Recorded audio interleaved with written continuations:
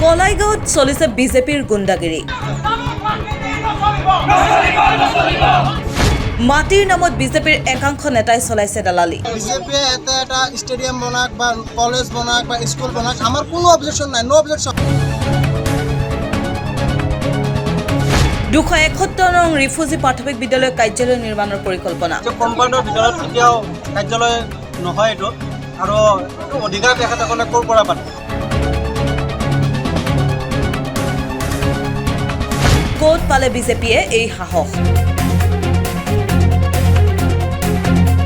এই ঘটনাক কেন্দ্ৰ কৰি কলাইগাঁৱত উত্তপ্ত পৰিস্থিতি।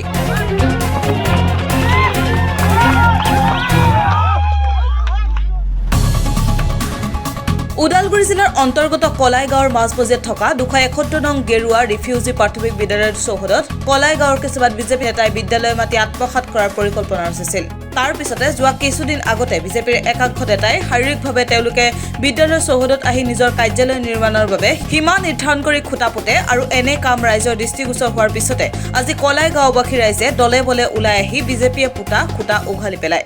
স্কুল অনুষ্ঠান আছে, বাউণ্ডেৰী দিয়াৰ ভিতৰত দিয়া সত্ত্বেও ইয়াতেতো কাৰ্যালয় বিজেপিৰ কাৰ্যালয় বনাব নোৱাৰে। তো আমাৰ তেজ থকালৈকে আমি বিজেপিৰ কাৰ্যালয় ইয়াতে হ'ব নিদিওঁ। বিজেপি গ' বেক গ' বেক গ' বেক।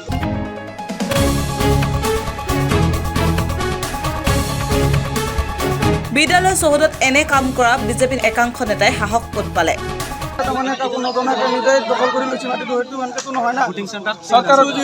চৰকাৰী মাটি স্কুলৰ নামত আছে, এইটোতো যোনে তোনে ল'ব নোৱাৰে না। বস্তুটো তাৰমানে চৰকাৰৰ কাৰ্যালয় বেলেগ বনাব লাগে। আমাৰ মেইন কথা হ'ল বিজেপিয়ে এটা ষ্টেডিয়াম বনাক বা কলেজ বনাক বা স্কুল বনাক আমাৰ কোনো অবজেকশন নাই, নো অবজেকশন। যিহেতু স্কুল ফিল্ড আৰু এইটো ফিল্ডত আজি নহয়, আজি আমাৰ জন্মৰ আগৰ পৰা, আমাৰ দাদাহঁতৰ জন্মৰ আগৰ পৰা যিহেতু ফিল্ড আছে, খেলা ধূলা হৈ আছে।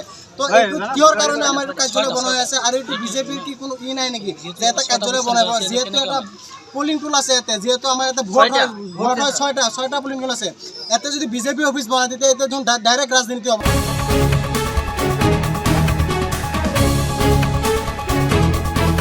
ওদালগুৰি জিলা প্ৰশাসনে কৰিবনে ইয়াৰ উচিত তদন্ত? পৰৱৰ্তী সময়ত এয়া হ'ব লক্ষণীয় বিষয়।